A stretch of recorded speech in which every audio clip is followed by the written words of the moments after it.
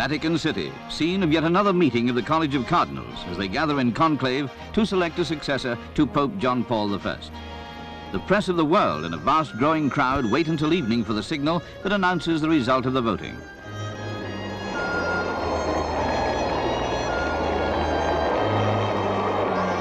A pope has been elected. The Vatican balcony becomes the center of attention. But for the expectant world, a shock. The new pope is non-Italian, the first for 456 years. He's Cardinal Karol Wojtyła, the first pope from a communist country. He names himself Pope John Paul II and blesses the crowd.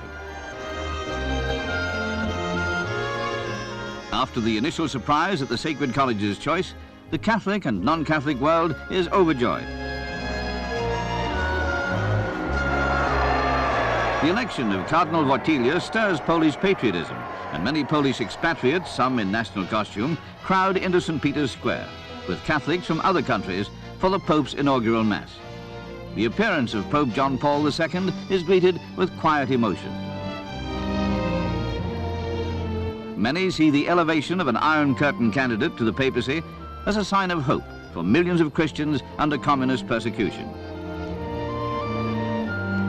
Cardinal Wojtyła is known to be a man of warmth and intellect, having at his command several languages.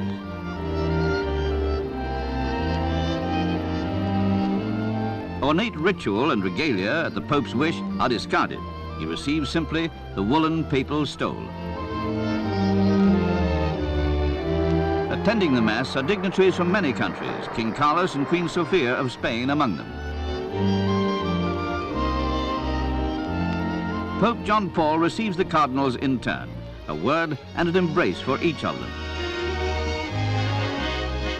To many Catholics, the departure from centuries-old staid protocol signals a resurgence of religious fervor, especially among the young. Indeed, in his address to the Assembly from the Vatican steps, His Holiness directs his words to youth, calling them the hope of the world. Britain opens its arms to the boat people of Vietnam, arriving at Stansted from